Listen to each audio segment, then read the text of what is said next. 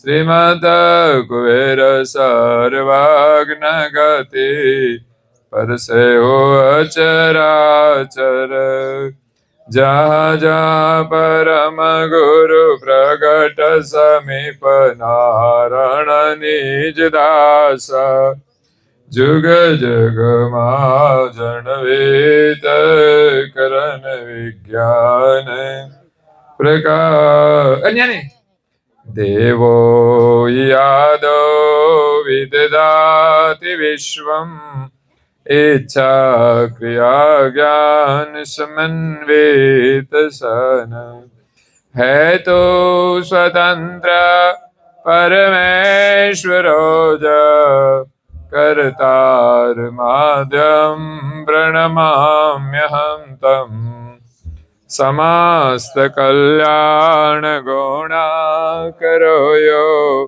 लौकिक नाथो अखिल लोक पूज्य सच्चिदनो नित्य सुख स्वरूप कर्तार माध्यम प्रणमाम्यहं तम् यस् राजेव समस्त जन्तून् पितेव गोपायति सृष्टिगोप्ता सत्य प्रिय सर्वगुरु गर्यान् कर्तार माध्यम प्रणमाम्यहं तम्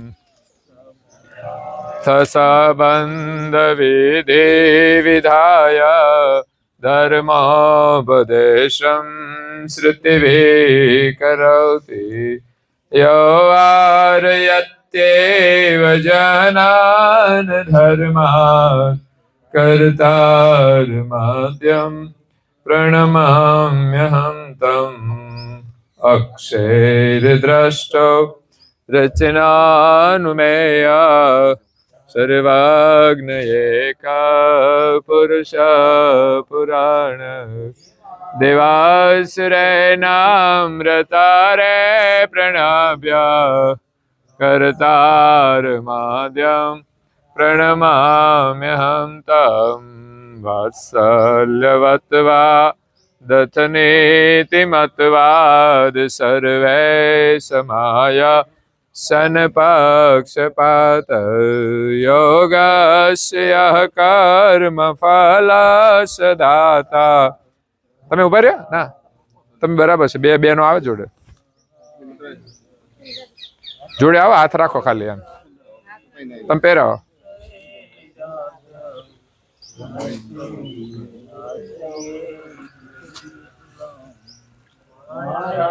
गुणाकार विकारहीना कर्तार माध्यम प्रणमाम्यहं तम् योनेक ब्रह्मांड समूह सृष्टा यस्तत्त्वभोगस्य परो विधाता कर्ता स्थिराणामथ जङ्गमानां कर्तार माध्यम प्रणमाम्यहं तम् कर्तार माध्यम प्रणमाम्यहं तम् आरति करत मुदित मन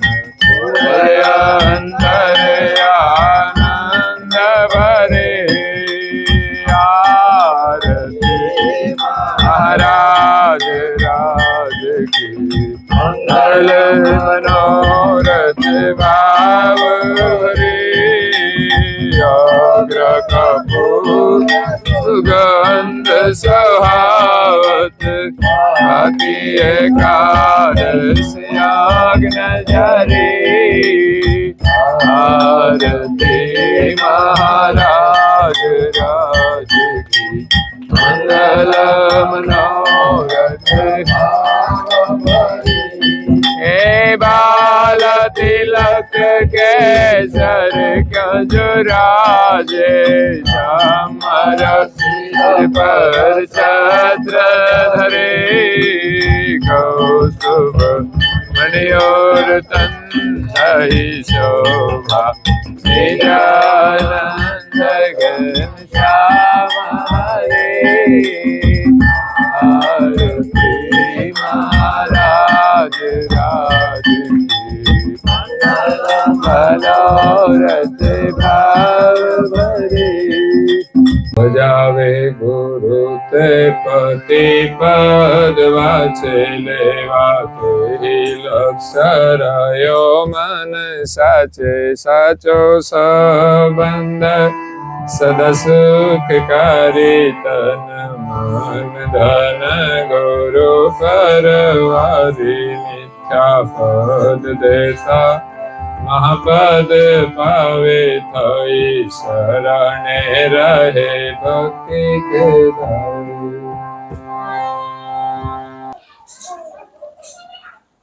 પ્રેમી ભક્તજનો,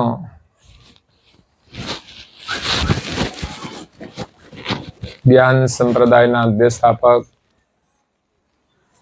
અનંત બ્રહ્માંડાધીશ વિશ્વ નિયંતા, સકર્તા સત કૈવલના પરમ વિશેષ અંશ, અનંત અંશોના તારણહાર, પરમ મોક્ષના દાતા, પંચમ સ્વસમ વેદના રચયિતા, સર્વજ્ઞ દિવ્ય પરમ ગુરુ શ્રીમદ કરુણાસાગર મહારાજ જગતના જીવોનું પરમ કલ્યાણ કરવા માટે, જગતના જીવોને જન્મ મરણના ત્રાસમાંથી મુક્ત કરવા માટે, જગતના જીવોને જગત કર્તાનો સંદેશ આપવા માટે અકળ વિભૂતિનો અતિ દિવ્ય દેહ ધારણ કરી દેવલોકની અંદર દેવી શરીર અને મૃત્યુલોકની અંદર માનવ શરીર ધારણ કરીને 14 લોક અને 7 દ્વીપમાં દિવ્ય પરમ ગુરુ પ્રગટ થયા છે.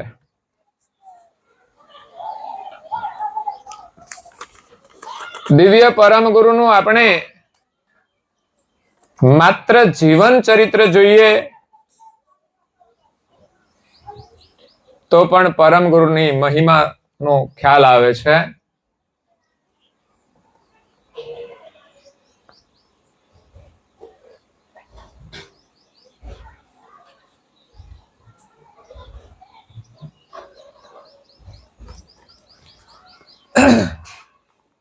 પરમ ગુરુ પ્રગટ થયા છે એ પરમ ગુરુની એક ઓળખાણ છે. છતાં પણ એ પૂરતી નથી. આ દિવ્ય પુરુષ છે પણ કોણ છે એની ઓળખ ના થાય, એની મહત્તા સમજાય કે એમણે જન્મ લીધો નથી, આપોઆપ પ્રગટ થયા છે, કોઈ સામાન્ય પુરુષ નથી. આ જગતમાં જે કોઈ આવ્યા છે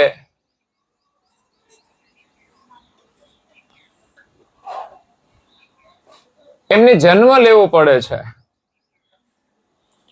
અને આ સૃષ્ટિના ચક્રની અંદર પણ દરેકનું જન્મ મરણ છે.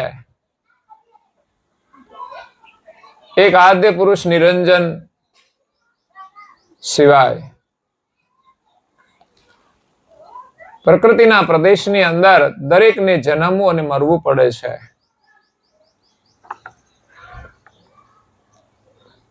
તો દિવ્ય પરમ ગુરુ આ પ્રકૃતિના નિયમથી પર રહેલા છે, એટલે એમને આ વિશ્વની અંદર આવવા માટે પ્રકૃતિને આધીન થઈને આવવું નથી પડતું.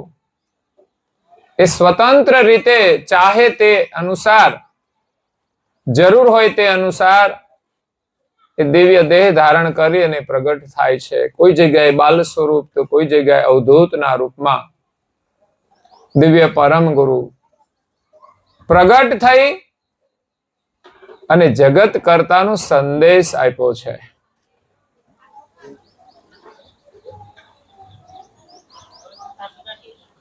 પૂજ્ય શ્રી નારાયણદાસજી મહારાજ શ્રી પ્રાતઃકાલ ઉપાસના અંતર્ગત ગુરુ મહિમાને વિશે પરમ ગુરુનો મહિમા સમજાવે છે, પરમ ગુરુની ઓળખાણ કરાવે છે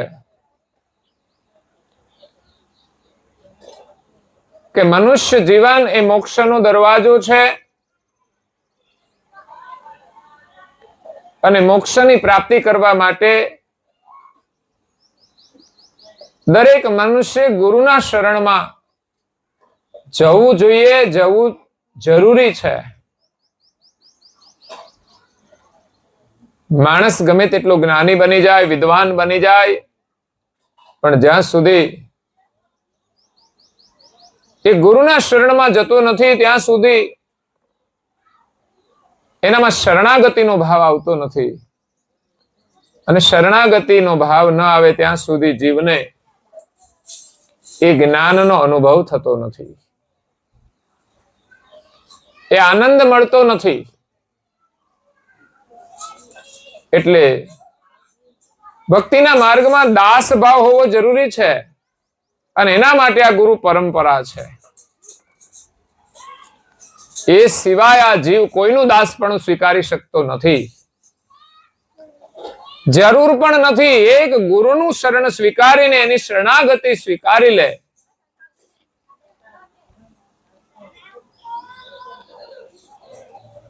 તો એ પોતાના અહંકારને ઓગાળી શકે છે.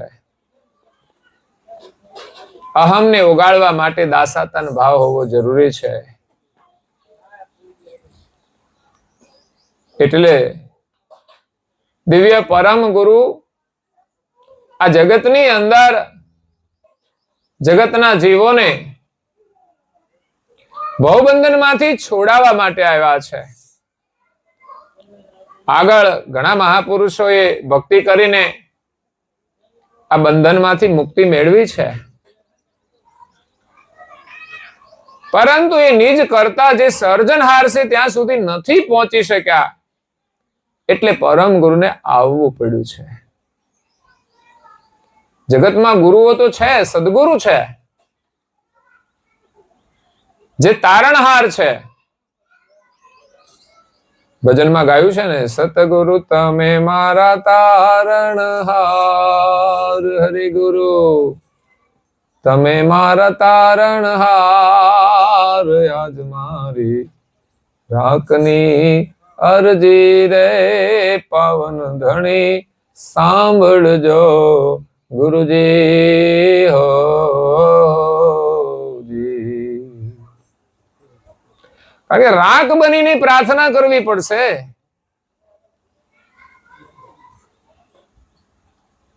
અને એવી અરજી કરીશું ત્યારે સદગુરુ આપણને ભવપાર કરે છે. સદગુરુને પોતાના સ્વરૂપનો અનુભવ છે, એને જ સદગુરુ કહેવાય. જે સ્વરૂપનો લક્ષ્ય સમજાવે અનુભવ દ્વારા એ સદગુરુ છે. બાકી સદગુરુનું સંબોધન કરીને આપણે આદર કરીએ બહુ સારી વસ્તુ છે, પરંતુ જ્યાં સુધી સ્વરૂપનો અનુભવ ન થાય ત્યાં સુધી વાસ્તવિક રીતે એને સદપદની ગતિ મળતી નથી, સદગુરુ પદની ગતિ નથી મળતી. સન્માન તરીકે સંબોધન કરી શકાય, પણ વાસ્તવિક રીતે સદગુરુની ઓળખ જે કોઈ મહાન પુરુષો થયા જેમણે પણ આત્મલક્ષણનું જ્ઞાન આપ્યું છે, સદગુરુના સ્થાને બિરાજેલા છે. એમના જ્ઞાનથી આપણું કલ્યાણ થાય છે. એમના જ્ઞાન અનુસાર આપણે જીવીશું તો ચોક્કસ આપણું કલ્યાણ થશે. પરંતુ એ સદગુરુના જ્ઞાનની અંદર આત્માનું લક્ષ્ય છે, પણ પરમાત્મા જે સર્જનહાર છે એનું સ્થાપન નથી. એ સ્વયંને પરમાત્મા માને છે ત્યારે એને સર્જનહારની ઓળખ થતી નથી. એટલે અનેક મહાપુરુષોએ ભક્તિ કરીશ, એમણે સત સ્વરૂપને આ શરીરથી અલગ તાર્યું છે કે હું આ શરીર નથી, હું આત્મા છું. એટલે પ્રકૃતિની જાળમાંથી તો છૂટ્યા છે, પણ માલિકનું લક્ષ્ય નહીં હોવાથી એ સર્જનહાર સુધી પહોંચી શક્યા નથી. એટલે મધ્યમાં રહ્યા છે. નથી એ સર્જનહારને પ્રાપ્ત કરી શક્યા કે નથી એ સંસારના બંધનમાં રહ્યા. એવું મધ્યસ્થ સ્થાન છે. એ બ્રહ્મ ભૂમિકા છે, એમાં રહ્યા છે. એટલે કરુણાસાગર મહારાજનું પ્રાગટ્ય સર્જનહારનો સંદેશ આપવા માટે થયું છે. અને એવા પરમ ગુરુના મહિમાનું વર્ણન પૂજ્ય શ્રી નારાયણદાસજી મહારાજ શ્રી કરે છે, જેમણે પરમ ગુરુના શરણમાં આવી અને એની શરણાગતિ સ્વીકારી, પરમ ગુરુની ઓળખ કરી અને એના જ્ઞાનના અનુભવ દ્વારા એ પરમ ગુરુના મહિમાનું વર્ણન કરે છે કે જે કોઈ અંશ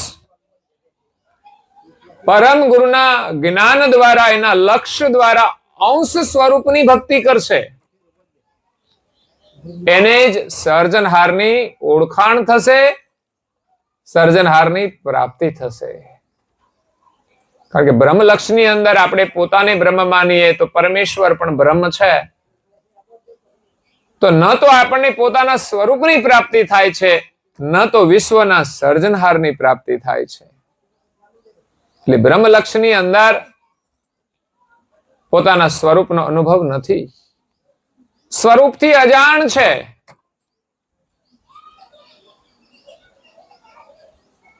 એટલે પરમ ગુરુ ના કૃપા પાત્ર પૂજ્ય શ્રી નારાયણદાસજી મહારાજ શ્રી કહે છે કે બિનું અંશ ભક્તિ પતિ નવ બુજે. સર્જનહારને ઓળખવાનું માધ્યમ આ શરીરની અંદર આપણે પોતે જ છીએ. સર્જનહાર કોણ છે એનું પ્રમાણ આ શરીરમાં જે ચૈતન્ય અંશ છે એ જ છે. સર્જનહારે 84 લાખ પ્રકારના શરીર બનાવ્યા, તત્વોના. આ શરીર બનેલું છે ને તત્વોનું બનેલું છે, એનું મિશ્રણ છે.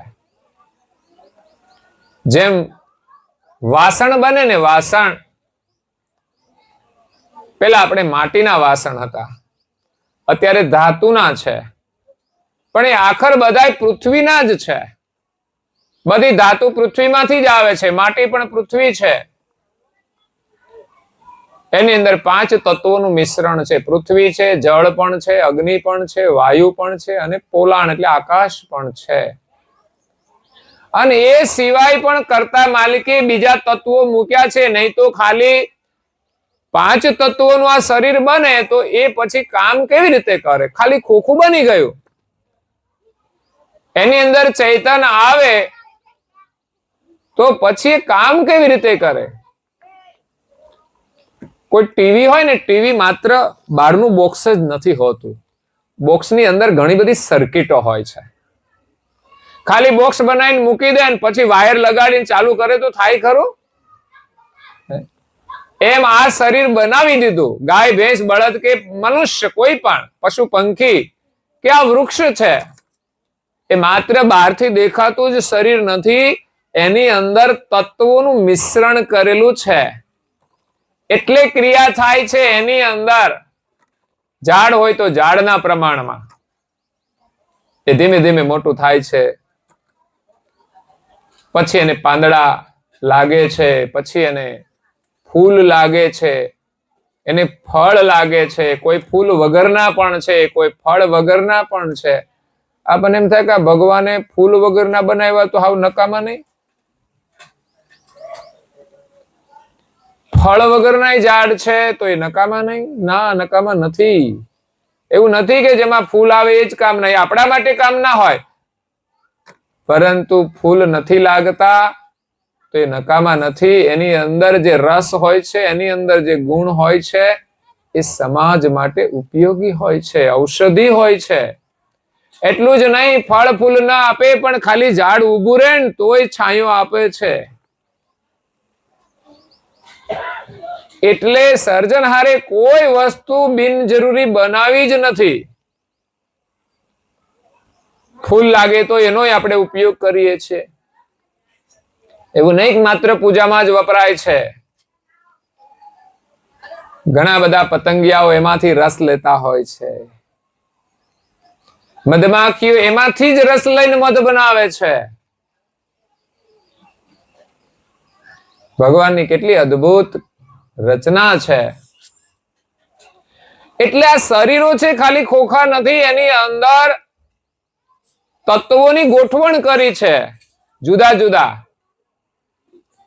જો ઇલેક્ટ્રિક થી ચાલતા બધા સાધનો છે, બધા અલગ અલગ, જો આ સિસ્ટમ ગોઠવી છે, એની અંદર એવી કલા મૂકી છે કઈ તમે ધીમે બોલો ને ફાસ્ટ સંભળાય, પણ એકલું પાછું એ અવાજ ન કાઢી શકે. સામે સ્પીકર પણ જોઈએ. એકલા સ્પીકર પણ બોલી શકતા, માઇક્રોફોન, વાયર, એ બધા સાધનો હોય ત્યારે આ કામ કરે છે. તો બધું અંદર ગોઠવાયેલું હોય, એની અંદર પણ ઘણી બધી સર્કિટો હોય, ત્યારે આ બધું કામ કરે છે. એમ જુદા જુદા સાધનો જુદું જુદું કામ કરે. તમારા ઘરમાં ફ્રીજ હોય તો એ પણ સાધનો છે, એની અંદર પણ બધી સર્કિટો હોય, તો એ ઠંડુ રાખવાનું કામ કરે છે. હીટર હોય તો ગરમ કરવાનું કામ કરે છે. પંખો હોય તો એ ફરવાનું કામ કરે છે. તો એની અંદર પણ બધું હોય છે મટીરિયલ્સ. એવી જ રીતે સર્જનહારે જુદા જુદા પ્રકારના શરીરો બનાવ્યા, એ બધા જુદું જુદું કામ કરતા હોય છે. બધા એક સરખું કામ નથી કરતા. તો બધાની સર્કિટ કંઈક જુદી જુદી છે, પણ પાવર એક જ. હો, કોઈ પણ સાધન ચાલે છે બધા પાવરથી જ ચાલે છે. અત્યારે તો ટેકનોલોજીનો કેટલો બધો વિકાસ થયો છે. આ દુનિયાની અંદર જોઈએ તો કેટલી જાતના સાધનો છે, આપણી અક્કલ કામ ના કરે, આપણને ચલાવતાય ના આવડે.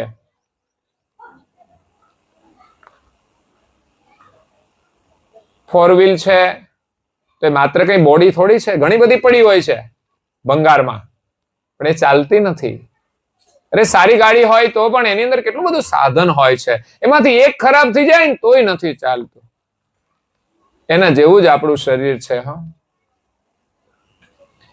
અંદર એન્જિન મૂકેલું છે ભગવાને હૃદય બનાવ્યું છે, લીવર બનાવ્યું છે, અનેક અલગ અલગ અંગો બનાવ્યા છે ચલાવવા માટે.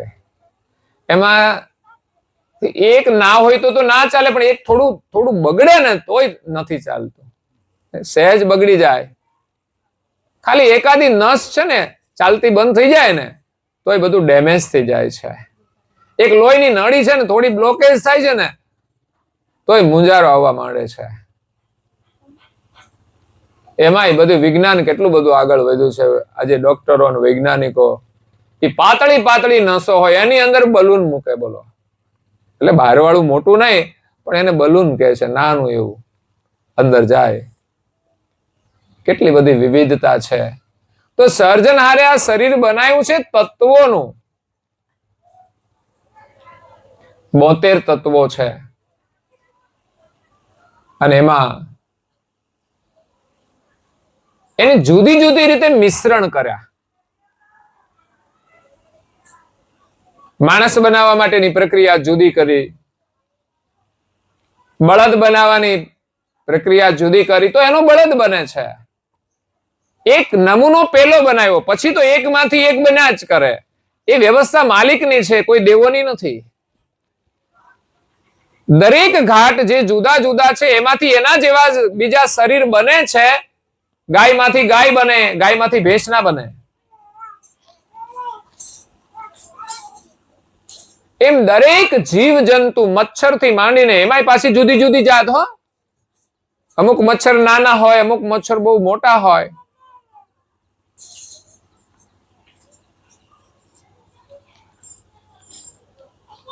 તે બધું જ સર્જનહારે અંકુર બનાવ્યા.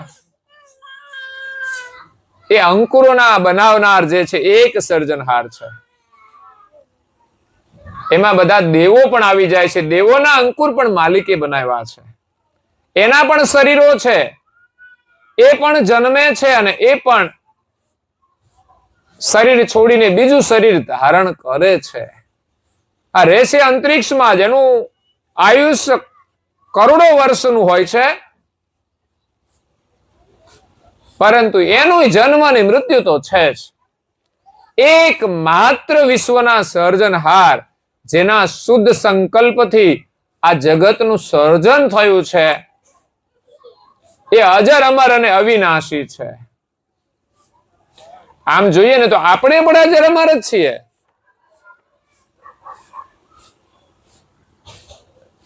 પરંતુ આપણે સર્જનહાર નથી. આપણાથી કઈ બની શકે? સવારે ઊંઘમાંથી ઉઠાય ને તોય ઘણું સારું છે, એ અઘરું પડે છે લોકોને. હા, તો આપણે બીજું તો શું કરી શકીએ? એક આદત પડી જાય છે ને, એ પણ બદલાતી નથી. કશું છોડવું હોય તો હિંમત કરી શકતા. અજર અમર છીએ, પરંતુ આ શરીરને વશ થઈ ગયા છીએ.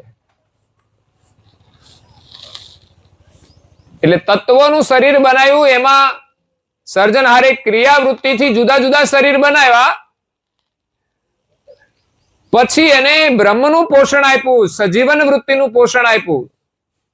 એટલે બધા શરીરો મોટા થયા. શરીરો મોટા થયા, ઘાટ બની ગયા, પણ હાલતા ચાલતા થયા નહીં. એટલે એની અંદર બ્રહ્મ તો હતું જ, એનું પોષણ મળ્યું એટલે એ મોટો થયો ઘાટ. જે માતાના ગર્ભની અંદર એક બુંદમાંથી ઘાટ મોટો થાય છે, એમાં આત્મા હોતો નથી. ભલે કોઈ એમ કહે કે 5 મહિને આવે કે 7 મહિને આવે, એમાં હલન ચલન થાય, એ તો માતાના સંપર્કથી થાય છે. એની નાડી નાભીથી નાભી સુધી જોડાયેલી હોય છે. એટલે માતાના સંપર્કથી કે બાળકની અંદર કંઈ પણ અંદર સામાન્ય હલન ચલન ક્રિયા. બાળક રડે છે ભાઈ, અંદર જીવ આવી ગયો હોય તો પછી રડવું તો જોઈએ ને, એની ભૂખ તો લાગવી જોઈએ. તો એ કોઈ ક્રિયા થતી જ નથી. એ તો સીધી વાત છે કે માતાના શરીરની અંદર છે. તો જે ક્રિયા થાય છે એ માતાના પોષણથી થાય છે. એ મોટું પણ થાય છે કે પોતાની જાતે થોડું થાય છે, એ માતાના પોષણથી. જ્યાં સુધી એનો પ્રસવ ન થાય ત્યાં સુધી એની સાથે માતાનું જોડાણ છે, ત્યાં સુધી ચૈતન્ય અંશ આવતો નથી. પછી 7 મહિને જન્મ થાય એટલે જન્મ થાય, 7 મહિને એટલે 7 મહિને પછી આવે, જન્મ પછી આવે. પણ ગર્ભની અંદર રહેતો નથી. એ એક જીવ તો હોય જ છે એમાં. એનાથી એ શરીરનું પોષણ થાય છે. અને જન્મ પહેલા એ શરીર સ્વતંત્ર નથી હોતું. જન્મે ત્યારથી રડવાની શરૂઆત કરે, પછી માતા એને પોષણ આપે. કે બીજું કોઈ તો આહાર નથી ગ્રહણ કરતું, પણ ભગવાનની વ્યવસ્થા અનુસાર એ માતાનું પોષણ લે છે. પછી મળત્યાગ કરે છે. તો જન્મતા જ એ શરીરની અંદર પ્રાણ પ્રવેશ કરે છે. એટલે શરીરના સર્વ તત્વોને સચેતન કરે છે. જે માતા સાથેનું જોડાણ હતું એ નાભી સાથેનું નાડું કાપવામાં આવતું હોય છે, અને ત્યારે એને બહારનું જીવન મળે છે. એ પ્રાણ ગયો, સર્વ તત્વને સચેતન કરીને પાછો આવે છે. કુદરતના નિયમ અનુસાર વ્યવસ્થા છે ભગવાનની, કોઈ દેવોની વ્યવસ્થા નથી. ફરી પાછો પ્રાણ અંદર જાય છે, કારણ કે ઘાટનું નિર્માણ થયું એટલે એની અંદર પ્રાણ પ્રવેશ કરે, બહાર જાય. અને પછી જ્યારે પ્રાણ અંદર જાય એની સાથે જ ચૈતન્ય અંશ એમાં પ્રવેશ કરે છે. એટલે જેવો જન્મ થાય ત્યારે સેકન્ડના કઈ ભાગની અંદર 100મા ભાગમાં ક્રિયા બની જાય, એને કઈ ટાઈમ ના લાગે. અને ટાઈમ લાગે ને તો પછી ગડબડ થઈ જાય, તો ડોક્ટરને કહેવું પડે કે આને કઈક વિધિ કરવી પડશે. પછી ડોક્ટર એને રાખે છે કઈ. તો એ પ્રાણની સાથે અંશ અંદર જાય ને આ બ્રહ્મરંધ્રની અંદર પોતાનું સ્થાન લે છે. શ્વાસ તો અંદર છે જ,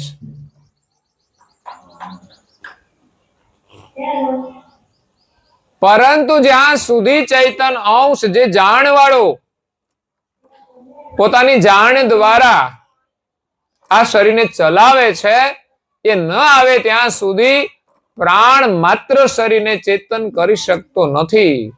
જે દિવસે આ શરીર છોડીને ચેતન ચાલ્યો જાય ત્યારે બ્રહ્મ તો આ બ્રહ્માંડમાં ભરપૂર ભરેલું છે. એ સોહંગ બ્રહ્મ એ આ શરીરને ચેતન કરી શકતું નથી. એનામાં સંકલ્પ શક્તિ નથી. એ ચૈતન છે પણ પૂર્ણ ચૈતન નથી, એ સમચૈતન છે. ચૈતનની જો સત્તા મળે તો એ બ્રહ્મ દ્વારા આ શરીરને ચેતન કરે છે. એટલે બ્રહ્મની ભૂમિકા તો છે જ.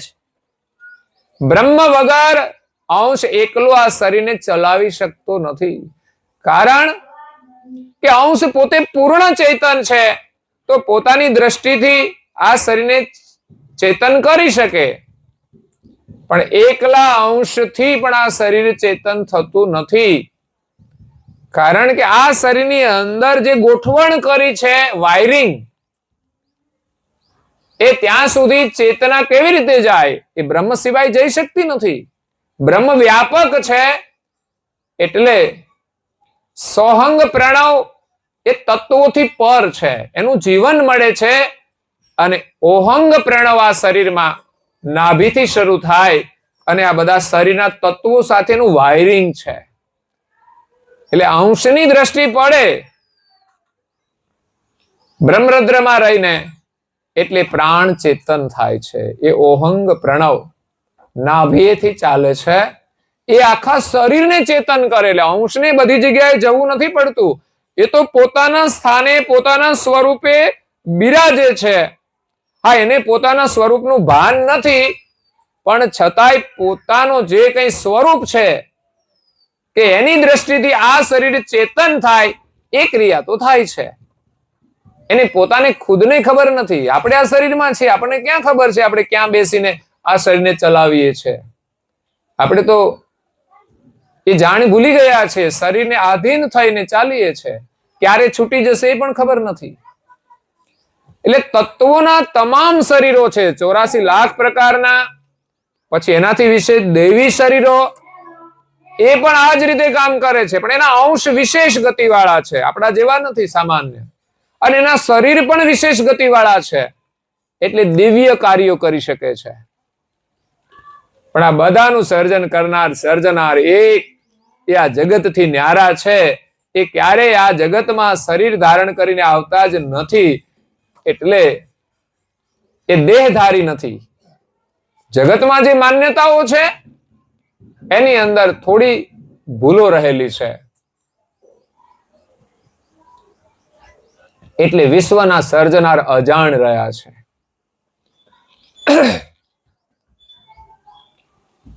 તો દિવ્ય પરમ ગુરુ આ સર્જનહારનો સંદેશ લઈને આવ્યા છે, જેમના આપણે અંશ છીએ.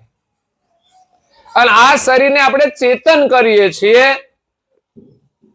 તો જ્યારે અંશ આ શરીરમાં આવ્યો અને અહીંયા મસ્તકના ઉપલું જે ચક્ર છે છેલ્લું, એ બ્રહ્મરંધ્ર છે, જ્યાં નિરંજન પુરુષ બિરાજે છે. ત્યાં આવીને અંશ બિરાજમાન થયો, જ્યાં 1000 પાંખડીનું કમળ છે. તો આ અંશનું સ્વરૂપ કેવું છે? એ બ્રહ્મ જેવું વ્યાપક નથી. એના માટે એમ કહેવાય કે આ સૂર્ય છે અને એનો જે પ્રકાશ, બે વસ્તુ છે, સૂર્ય અને એનો પ્રકાશ. સૂર્ય અંતરિક્ષમાં છે, આપણી પાસે નથી, જ્યારે એનો પ્રકાશ આપણા સુધી ફેલાયેલો છે, સર્વત્ર વ્યાપક છે. એ જ રીતે બ્રહ્મ એક ચેતના રૂપે આ બ્રહ્માંડમાં વ્યાપક છે. સર્જનહાર બધાને જે ચેતના આપે છે, જે જીવન આપે છે, એ બ્રહ્મ દ્વારા આપે છે. એને પ્રકાશ બ્રહ્મ વૃત્તિ કહે છે. સર્જનહારની વૃત્તિ એ પ્રકાશ બ્રહ્મ એ પેલી વૃત્તિ છે. એમાંથી જે તત્વો ઉત્પન્ન થયા એ જ પ્રાણને ચલાવવાનું કામ કરે છે. લેવાતો, મુકાતો અને કુંભક આ ત્રણ પ્રાણની જે ક્રિયા છે એ પ્રકાશ બ્રહ્મવૃત્તિના ત્રણ તત્વોથી ચાલી રહી છે. કોઈને ખબર નથી. દેવોમાં ખુદ ચાલે છે, પણ એ દેવોને પોતાની ખબર નથી કે અમે કોણ છીએ. મતલબ એ પોતાને ઘાટ રૂપે માને છે કે બ્રહ્મા બ્રહ્મા છે, વિષ્ણુ વિષ્ણુ છે, અને મહાદેવ એ મહાદેવ છે. ત્રણ દેવ ત્રણ ગુણના દેવતા છે. એ ગુણ સ્વરૂપે માને છે. અને આ જગતની અંદર ધર્મગુરુ એને બ્રહ્મ સ્વરૂપે માન્યું છે. એમ ગણીએ તો આખું જગત બ્રહ્મ સ્વરૂપ તો છે જ, પણ આપણે બ્રહ્મ બની જતા નથી. કોઈ એમ કહી દે કે આ બ્રહ્મ છે, આ બ્રહ્મ છે, મોટો ભ્રમ છે. બ્રહ્મ તો સર્વવ્યાપક સદાય રહેલું જ છે, પણ આપણે એનાથી ન્યારા છીએ, બ્રહ્મની અંદર છીએ. એટલે સૂર્ય અને સૂર્યનો પ્રકાશ એ જ ન્યાયે સર્જનહાર અને એનો પ્રકાશ આ વિશ્વની અંદર રહેલો છે. સમજવા માટેનો એક માત્ર દ્રષ્ટાંત છે. સૂર્યને એક દેશી કહેવાય, ચૈતન્ય સ્વરૂપ છે, અને એનો પ્રકાશ એ સર્વત્ર વ્યાપક છે. સૂર્ય દ્વારા સૂર્યનો પ્રકાશ છે, એમ આ બ્રહ્મ છે એ સર્જનહારનો પ્રકાશ છે. સર્જનહાર દ્વારા એની ચેતના સર્વત્ર વ્યાપેલી છે. બીજી રીતે જોઈએ તો આપણે સર્જનહારના અંશ છીએ, બ્રહ્મના અંશ નથી. તો કેવી રીતે? તો આકાશની અંદર સૂર્ય છે, એનો પ્રકાશ પણ છે. હવે આ પૃથ્વી ઉપર એનો પ્રકાશ આવે છે.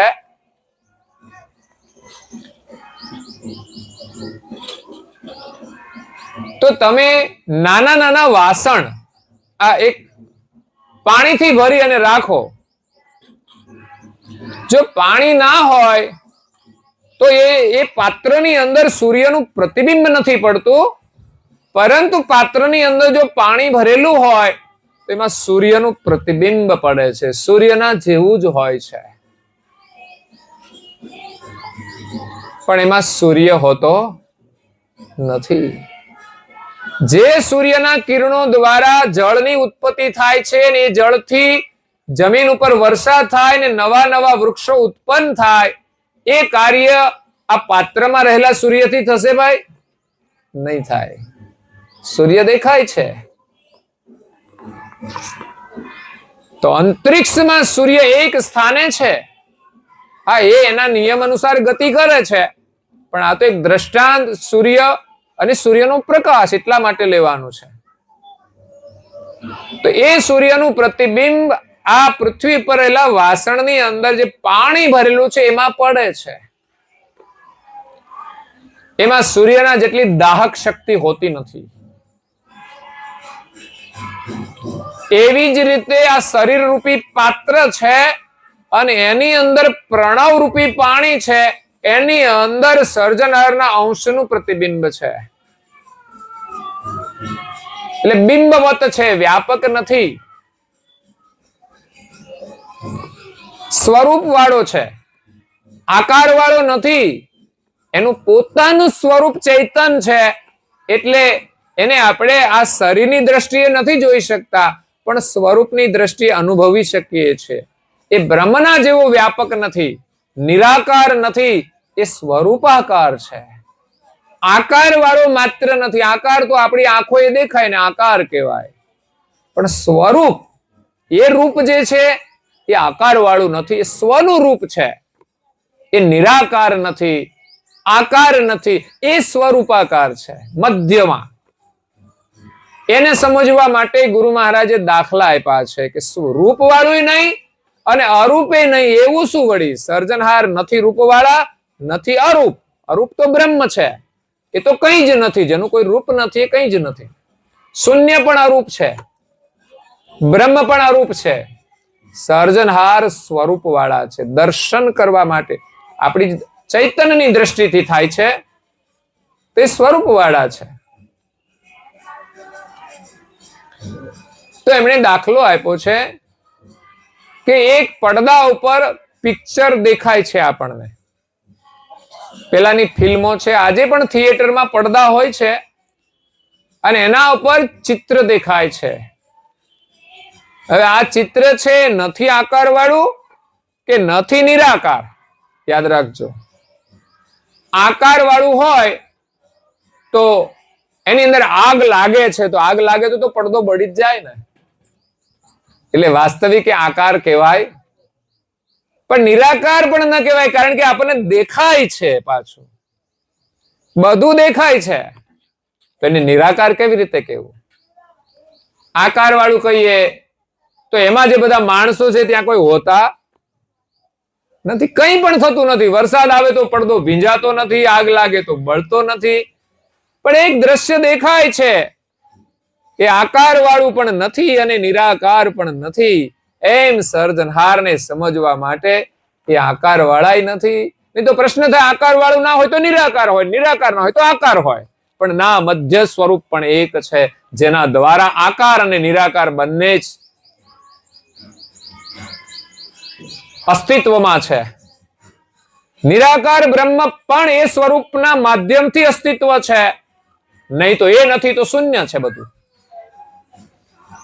પણ શૂન્યની અંદર પણ સર્જનહાર તો છે જ.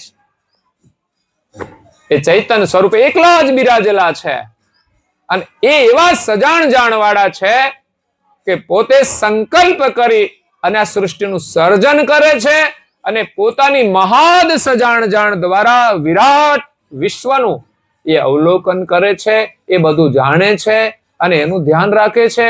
એમણે જે નિયમથી જગત બનાવ્યું છે એ પ્રમાણે ચલાવે છે. દરેકના કર્મનું ફળ આપવા માટેના સાક્ષી એકમાત્ર સર્જનહાર છે.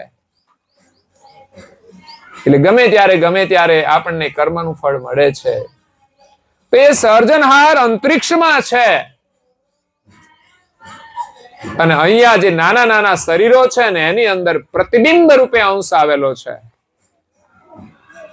વાપીને કૂપ તળાગ નીરે ભર્યા, પછી વાવ હોય, કુવા હોય, તળાવ હોય, બધામાં સૂર્યનું પ્રતિબિંબ પડે.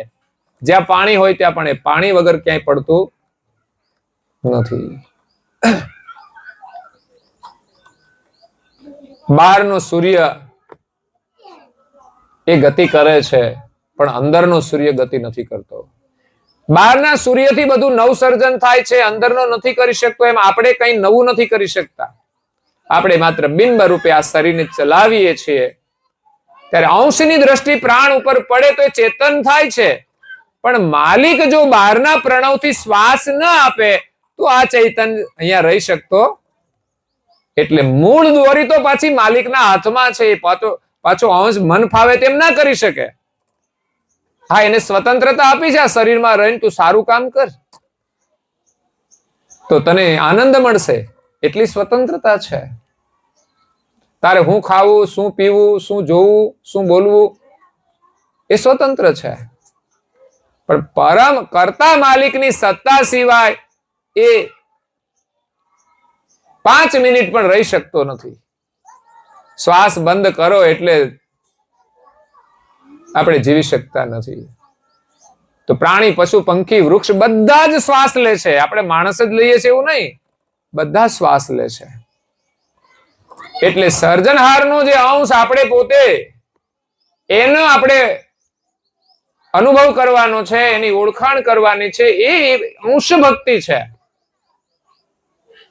પરમ ગુરુ આપણને ભક્તિ કરાવીને આપણી ઓળખાણ કરાવે છે અને એના માટે અમારા મંત્ર આપ્યો છે. એ મંત્ર એ આપણા સ્વરૂપનો અનુભવ છે. એ બ્રહ્મનો અનુભવ નહીં, બ્રહ્મનો પાર, પ્રાણને ચેતન કરનાર અંશ છે. એટલે આ શરીરમાં 3 મુદ્દા છે. એક શરીર છે, બીજો પ્રાણ છે ને ત્રીજા આપણે છીએ. જો બ્રહ્મથી આ શરીર ચેતન થતું હોય તો બ્રહ્મ અને શરીર બે જ વસ્તુ રહે છે. પણ કરુણાસાગર મહારાજના સિદ્ધાંત પ્રમાણે આ શરીર છે, એની અંદર હવા છે, પ્રાણ છે અને ત્રીજો અંશ છે. એકલા અંશથી શરીર ચાલતું નથી, એકલા પ્રાણથી ચાલતું નથી, ને એકલું શરીર પણ કામ કરી શકતું નથી. આ ત્રણેયનું મિલન થાય ત્યારે આ શરીર ચાલે છે. અને એમાંય શરીરમાં કોઈ ખોડ આવી ગઈ હોય તો પણ એ તકલીફ પડે છે. એટલે શરીર પણ સારું હોવું જોઈએ, વ્યવસ્થિત હોવું જોઈએ, તો જ આપણે બધું કામ સારું કરી શકીએ. તો આ શરીરની અંદર માલિકે ઘણી બધી સામગ્રી મૂકેલી છે, એ પ્રમાણે શરીર કામ કરે છે. હવે ચૈતન અંશ તો આવ્યો છે, પણ કર્તાની સજાતિનો છે. એ આવ્યો ને એ ચૈતન સ્વરૂપે એની અંદર જે લક્ષણાઓ છે, એ સ્વરૂપ કેવું છે? તો કે ભાઈ અંશ આવ્યો એની સાથે એની ઉપજણનો અંશ છે. ઉપજણ, કર્તા માલિકે જગતનું સર્જન કર્યું ત્યારે પેલા એને ઉપજણ થઈ હતી કે મારે કંઈક કરવું છે. તો એવી ઉપજણ આપણામાં પણ છે, કંઈક કરવાની ઈચ્છા વાળી. કંઈક કરતા પહેલા ઉપજણ આવે છે. તો માલિકે સર્જન કર્યું એ ઉપજણથી પછી સંકલ્પ કર્યો છે. તો એ ઉપજણનો અંશ આપણામાં છે. એટલે આપણે નવું સર્જન નથી કરતા, પણ કાર્ય કરીએ છીએ. કર્તાનું જે બનાવેલું હોય એમાંથી પણ કંઈક બનાવવું હોય. માટી તો ભગવાને બનાવી, પણ એમાંથી રમકડું બનાવવું હોય તો કુંભારને ઉપજણ ઉપજે કે મારે કંઈક કરવું છે. પછી માટી લે, સંકલ્પ કરે કે મારે શું બનાવવું છે. એને આવડતું હોય તો થાય પાછું. ત્યારે ઉપજણ કામ કરે, પછી એ સંકલ્પ કરે કે મારે આ પાત્ર બનાવવું છે, માટલું બનાવવું છે, કોડિયું બનાવવું છે, કોઠી બનાવવી છે. માટીના જે કઈ વાસણ બનતા હોય એના માટે સંકલ્પ પણ કરતા હોય છે. તો પેલા તો ઉપજણનો અંશ અંશની અંદર છે, એ કરતા છે, એનો અંશ છે, એમાં ઉપજણનો અંશ છે. કારણ કે આ બધા જ અંશો કર્તાની ઉપજણથી થયેલા છે, એના જ અંશ છે. એ અંશની અંદર એ ઉપજણ રહેલી છે. એટલે આપણે બધા તો કર્તાની ઉપજ, જે કંઈ કોઈ પેદા કરે ને એને કે આની ઉપજ કહેવાય. જે કંઈ બનાવે એ એની ઉપજ કહેવાય. ખેતી કરો તો નથી કહેતા શું ઉપજ્યું કઈ ખેતરમાંથી. એક શબ્દ પ્રયોગ સીમિત હોય, પણ ઉપજણ શબ્દ એ દરેક અંશની અંદર ઉપજણ રહેલી છે. એ અંશના સ્વરૂપનું એક લક્ષણ છે. બીજું સુરતા છે, નૂરતા છે. એનાથી જ આ અંશ શરીરને ચલાવે છે. દરેક ક્રિયા કરવા માટે ઉપજણ, સુરતા, નૂરતા બધું જોઈએ. માણસને આંખો ના હોય તો ઘણું તકલીફ પડે છે, કામ નથી કરી શકતા. એમ અંશની પણ એક સુરતા છે. અને નૂરતા એનું ચિંતન કરે છે. જો અંદરથી કોઈ ચિંતન ન થતું હોય તો પછી આંખો જોઈને શું કરે? દરેક કાર્યની અંદર સુરતાનું અવલોકન હોય છે, નૂરતાનું ચિંતન હોય છે, અને આરત હોય. આરત, જો આરત ને પ્રેમ ન હોય તો સુરતા નૂરતા શું કરે? તો મુખ્ય જે તત્વો છે સ્વરૂપના, જે આકૃતિ વાળા નથી, જે નિરાકાર પણ નથી. બ્રહ્મ નિરાકાર, એ કશું જ નથી કરતું. એની અંદર કર્તાની જાણ વ્યાપક છે, એટલે આનંદ છે, પણ એ કર્તાનો આનંદ છે. સ્વયં બ્રહ્મનું કઈ જ નથી. બ્રહ્મ એ તો એક એનું સ્વરૂપ છે, પ્રકાશ રૂપે એ વ્યાપક છે. એમાં કર્તાની જાણ વ્યાપક થઈ તો એ આનંદ વાળું થયું છે, જાણ વાળું થયું છે. એટલે ક્રિયા એમાં દેખાય છે, અનુભવ થાય છે. એની સાથે એકતા કરીએ તો આપણને પણ આનંદ મળે છે. તો અહીંયા અંશના સ્વરૂપની લક્ષણા એ ઉપજણનો અંશ, આરત, અક્કલ, સુરતા, નૂરતા, 5 થયા. અને છઠ્ઠો છે અલ્પ વિભૂતિની ઐશ્વર્યતા. કર્તાની પાસે ઐશ્વર્ય કેવું છે? એની પાસે તો કેવી બધી વિભૂતિઓ છે, આ જગતનું સર્જન કરી શકે તેવી. પણ અંશની અંદર અલ્પ વિભૂતિઓ રહેલી છે. તો એ અલ્પ વિભૂતિની ઐશ્વર્યતાને કારણે અંશ આ શરીરને ચૈતન કરે છે. જો કરતા વિભૂતિ ના આપી હોય તો એનાથી આ ચેતન થતું નથી શરીર. એટલે 6 તત્વો અંશ સ્વરૂપના છે. એ બ્રહ્મની સજાતી નથી. અંશની અંદર આ 6 અરૂપ રૂપે ગુણ સમાયેલા છે. ગુણ કહીએ તો પાછું આકૃતિમાં આવી જાય, પણ આ તો ગુણથી પર સ્વરૂપની લક્ષણાઓ છે બસ. તો એ છે અંશનું સ્વરૂપ, અને એની સંચિત ચેતન દ્રષ્ટિ એ પ્રાણ ઉપર પડી એટલે એમાં જાણપણું છે, ક્રિયાશક્તિ છે અને ચેતના છે. અંશ સ્વરૂપની જે આ 6 લક્ષણાઓ છે એમાં એની જાણ રહેલી છે. જેમ કરતા સમસ્ત વિશ્વને જાણે એમ અંશની અંદર પણ જાણપણું છે. એટલે તો આ શરીરમાં રહીને બાળક રડવાનું કામ કરે, ઊંઘવાનું કામ કરે, અને પછી જેમ જેમ એની જાણ વિકાસ થાય શરીરમાં એમ એની જાણ વધતી જાય છે. માણસ જેટલું નોલેજ જ્ઞાન મેળવે એટલી એની જાણ વધે છે. માણસ જો સારું જીવન જીવે તો એની જાણ ઉત્તમ પણ બને છે, એક સાધક પણ બને છે, એક સિદ્ધ પણ બને છે, અને સદગુરુ પણ બની શકે જાણ દ્વારા આ શરીરમાં. તો આ શરીરને ચલાવવાની અને ઇન્દ્રિયો દ્વારા ક્રિયા કરવાની જાણ વાળો અંશ છે. પ્રાણને આ જાણ નથી. પ્રાણ તો માત્ર અંશની જે જાણ છે એને આ શરીર સુધી પહોંચાડે. આંખ દ્રશ્ય જોવે પણ એ જાણ દ્વારા અંશ સ્વરૂપ એ ઓળખી શકે છે. આપણને કોઈ ટચ કરે તો આપણને કેમ ખબર પડી? તો કે એની અંદર પ્રાણ છે ને પ્રાણની અંદર જાણ છે. એ અંશની જાણ એ પ્રાણ દ્વારા રગે રગ સુધી પહોંચેલી છે. એટલે કોઈ ટચ કરે તો ખબર પડે, ગરમી થાય તો ખબર પડે, ઠંડી લાગે તો ખબર પડે છે.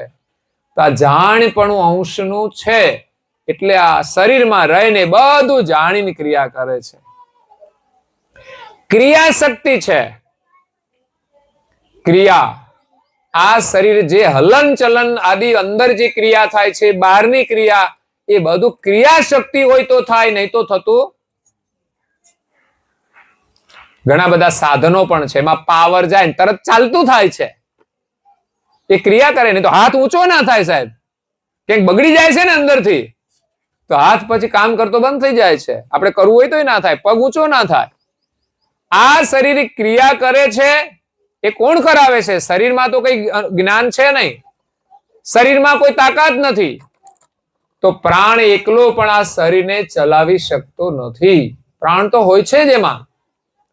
અંશની ક્રિયા શક્તિથી એ સંકલ્પ કરે, મારે આ જોઈએ છે, મારે આ લેવું છે, ત્યારે એની ઈચ્છા વૃત્તિથી આ શરીર હાથ કામ કરે, પગ કામ કરે, આંખો કામ કરે.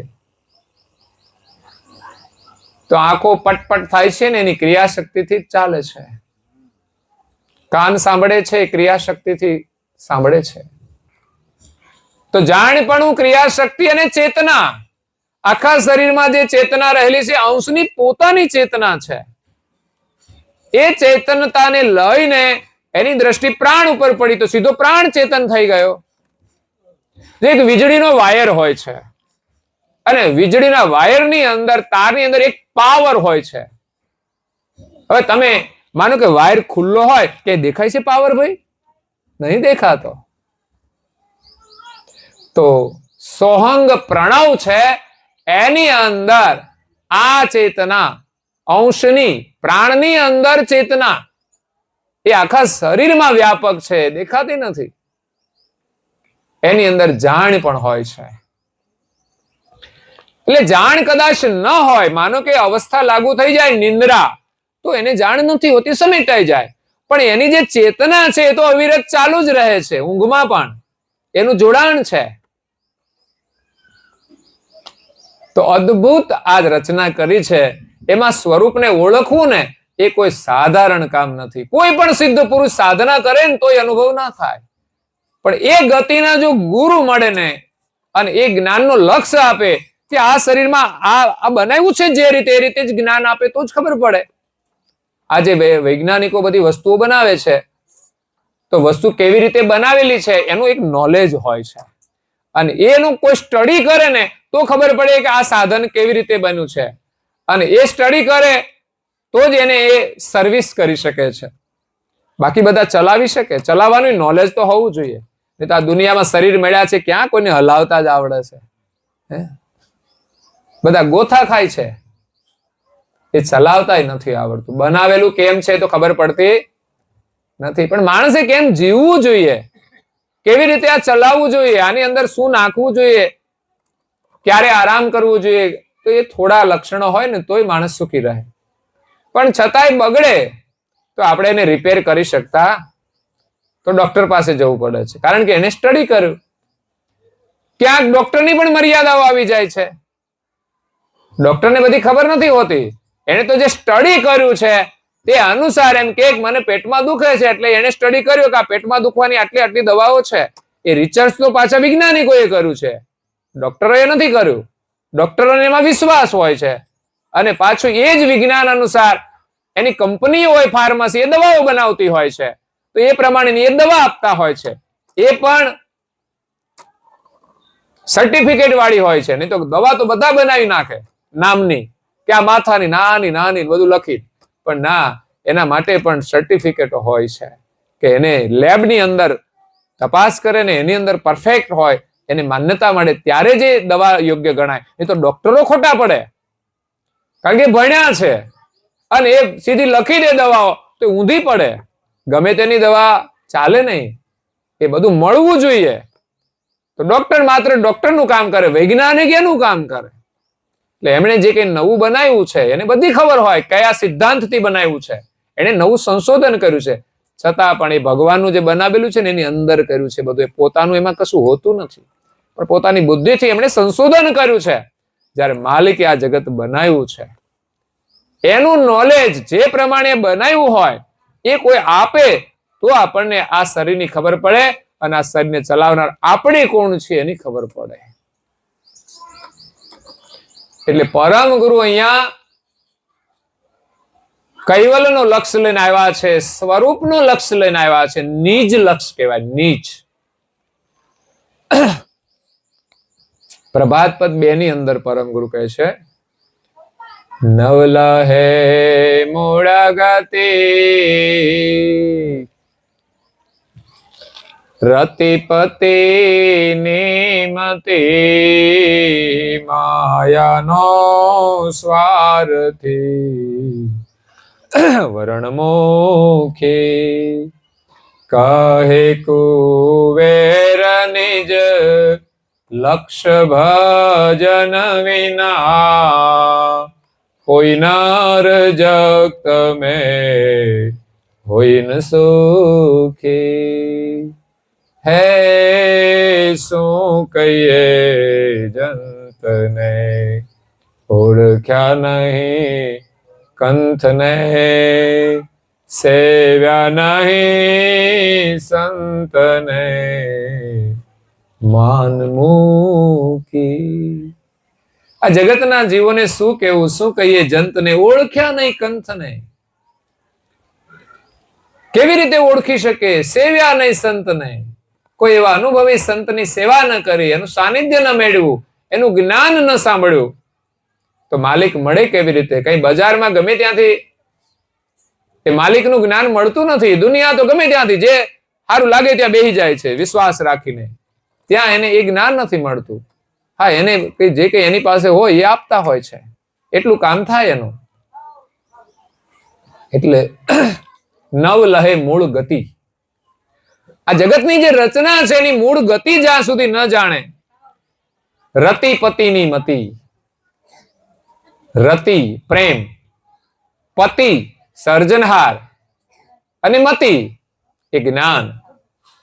તો સર્જનહાર એનું જ્ઞાન અને એની પ્રીતિ એ જ્યાં સુધી ન મળે, જ્ઞાન મળી જાય પણ પ્રીતિ ન જાગે ને ત્યાં સુધી માલિક મળતા નથી. ભલે ગમે તેટલી વાતો કરીએ, લોકોને તેમ લાગે કે આ તો અનુભવ હશે, પણ ના, એની પ્રીતિ જોઈ છે. રતિપતિની મતિ. માયાનો સ્વાર્થી વર્ણમુખી. આ જીવ કેવો થઈ ગયો છે? માયાનો સ્વાર્થી થઈ ગયો છે. કઈ પણ જ્ઞાન મળે ને તો ક્યાંક ને ક્યાંક માયામાં લપસી પડે છે. એ ગમે તે હોય, અહંકાર આવી જાય છે તો પણ એ પોતાને નથી ઓળખી શકતો, વાત કરે પોતાની. એટલે યથાર્થ રૂપમાં એ જ્ઞાન ન મળે ત્યાં સુધી આપણા સ્વરૂપની ઓળખાણ થતી નથી. તો આ જગતની અંદર એ જ્ઞાન હતું જ નહીં કે આપણે કોણ છીએ, બધા ભૂલી ગયેલા. અને ત્યાર પછી જે કંઈ મહાન પુરુષો થયા એમણે બધાએ આ જગતને બ્રહ્મનો લક્ષ્ય આપ્યો કે આપણે બધા બ્રહ્મ છીએ. ત્યારથી આ જગત બ્રહ્મ જંજાળની અંદર અટવાઈ ગયું છે. જો કે બ્રહ્મ સુધી કોઈ નથી પહોંચ્યા. દુનિયા તો છે ને જગત જંજાળની અંદર ફસાયેલી છે. મારા તારામાં 84 ની અંદર આ જગત જંજાળ છે. અને આમાંથી કોઈ બહાર નીકળ્યા ને એને દેવોની આરાધનાઓ કરીને દેવધામમાં ગયા, એ દેવ જંજાળમાં રોકાઈ ગયા. એક છે જગત જંજાળ જે 84 માં ફરે છે, આડા ચકડોળની અંદર. તમે તો મેળો તો જોયો જ હશે ને, એમાં ચકડોળ હોય છે. એક આડો ચકડોળ હોય, બીજો ઊભો હોય. તો જગત જંજાળ એ છે કે જે આડા ચકડોળમાં ફરે છે, 84 ની અંદર ફરે છે. અને બીજા એમાંથી કોઈ બહાર નીકળ્યા, કોઈ દેવોનું ભજન કર્યું, એ ઉભા ચકડોળમાં બેઠા. અહીંથી ક્યાં ગયા? તો ઉપર દેવધામમાં. પછી ચકડોળ ક્યાં જાય? પાછો નીચે આવે. એટલે ઉભા ચકડોળમાં ફર્યા કરે, પણ એ મુક્ત થતા નથી. અને ત્રીજું છે બ્રહ્મ જંજાળ. એ કન્ફ્યુઝ થઈ ગયા છે, એ સર્જનહાર સુધી પહોંચ્યા નથી. બ્રહ્મ જંજાળ જે મહાન પુરુષો થયા છે, આ બે ચક્રમાંથી નીકળી ગયા, પણ હજુ એ અવઢવમાં છે. મતલબ એના મનની અંદર સંશય તો છે કે આ જગતનો કર્તા કોણ છે. એ પોતાને માનતા હોય કે હું બ્રહ્મ છું ને હું કર્તા છું, પણ પોતાને એમ તો થવું જોઈએ ને આ જગત કેમ થયું છે. એ તો પોતાને પ્રશ્ન રહેવાનો જ છે, કારણ કે પોતે બ્રહ્મ છે નહીં. બધા જુદા જુદા પાછા, બધા પોતાની જાતને બ્રહ્મ માને. બ્રહ્મ કેટલું? તો કે એક જ છે, અને હોય છે બધા અલગ અલગ.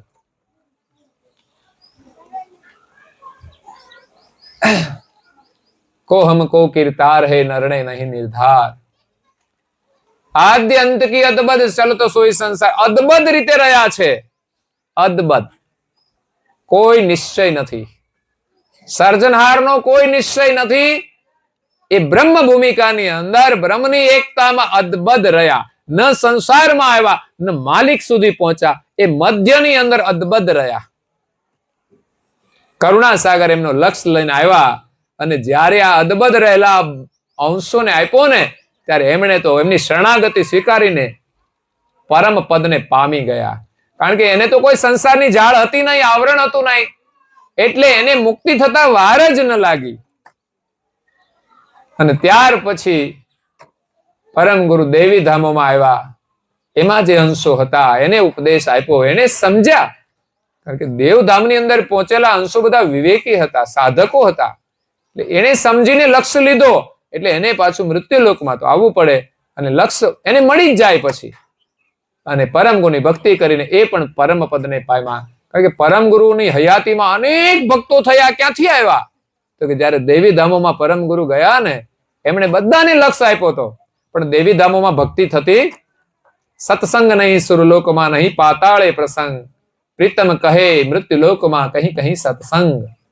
એટલે ભક્તિ કરવા માટે તો પુનઃ એમને શરીર ધારણ કરવું પડે.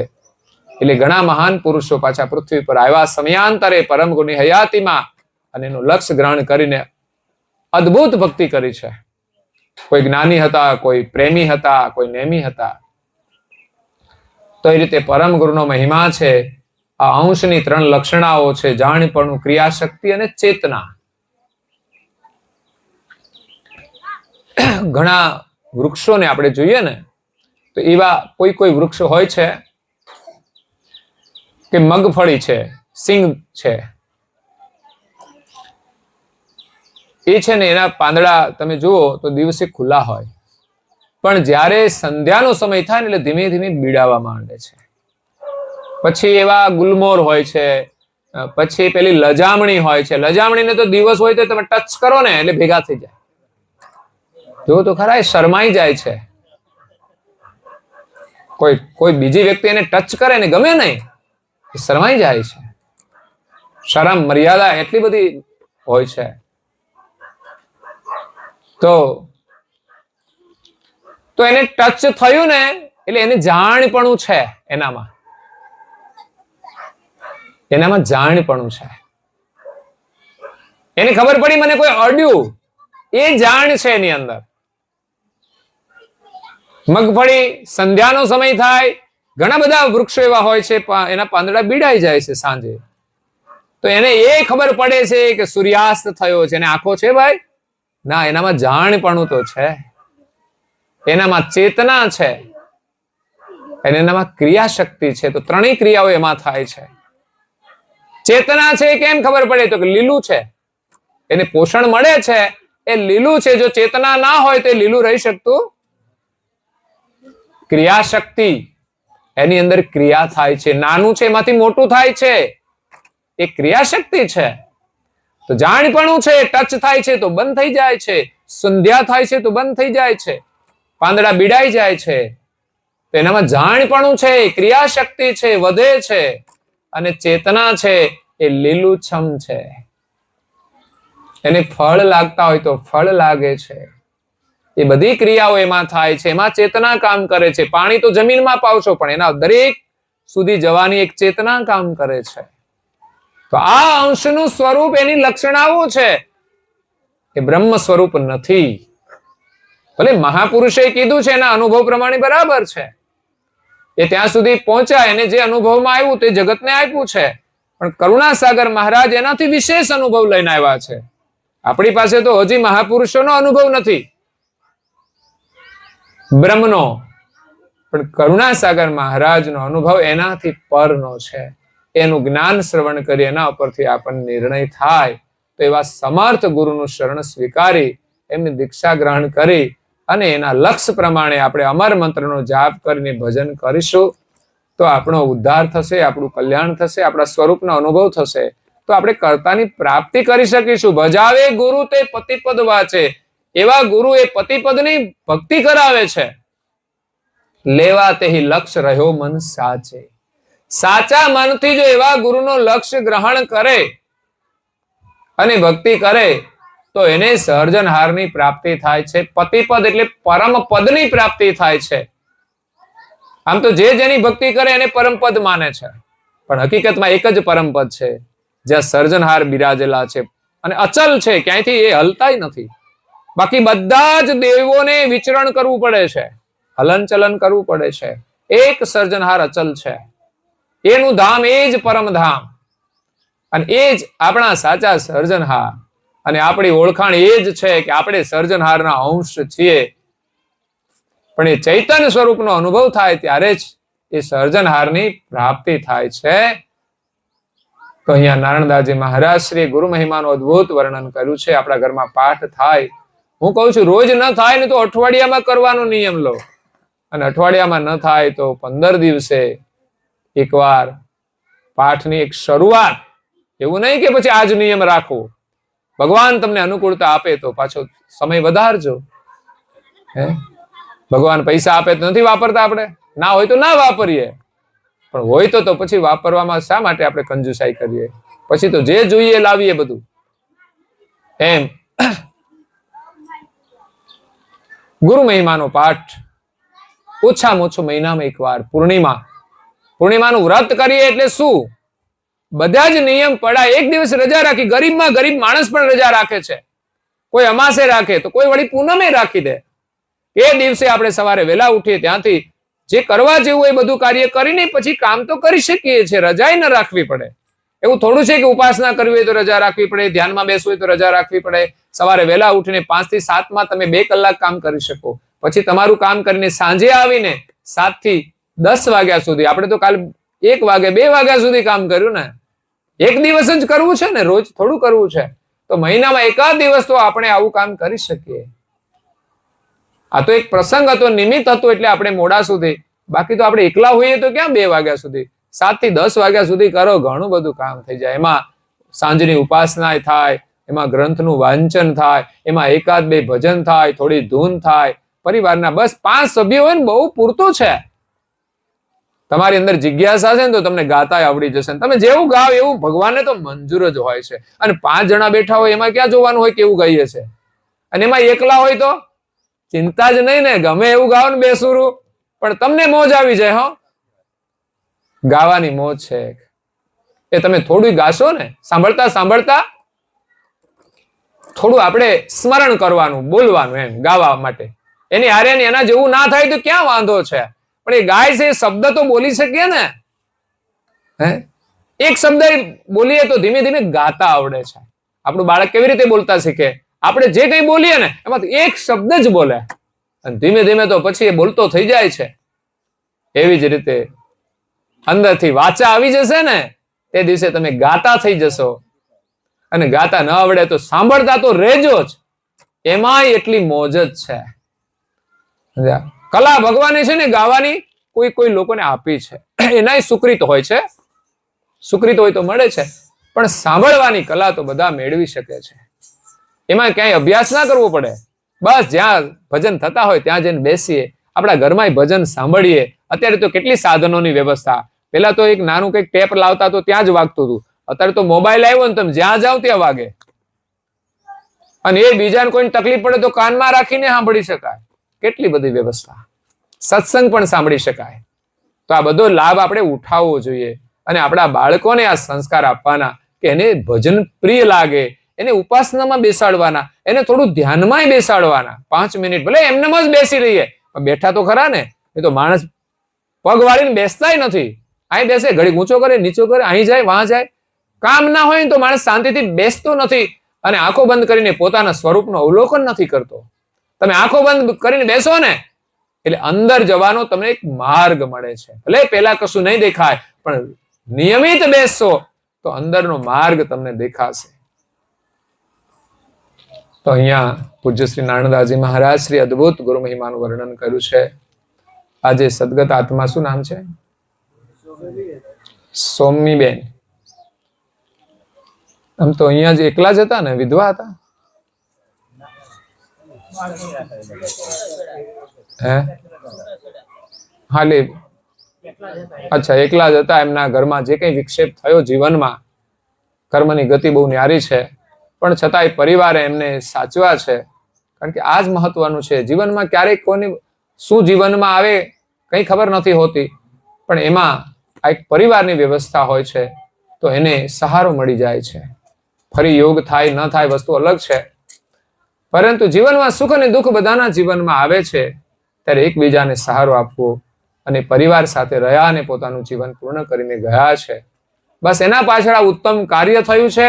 એ સદગત આત્મા માટે આશીર્વાદ છે કે એને આગળનું જે જીવન છે પરમ ગુરુના આશીર્વાદથી ઉત્તમ પ્રાપ્ત થાય, અને પરમ ગુરુનું શરણ મળે એ મહત્વનું છે.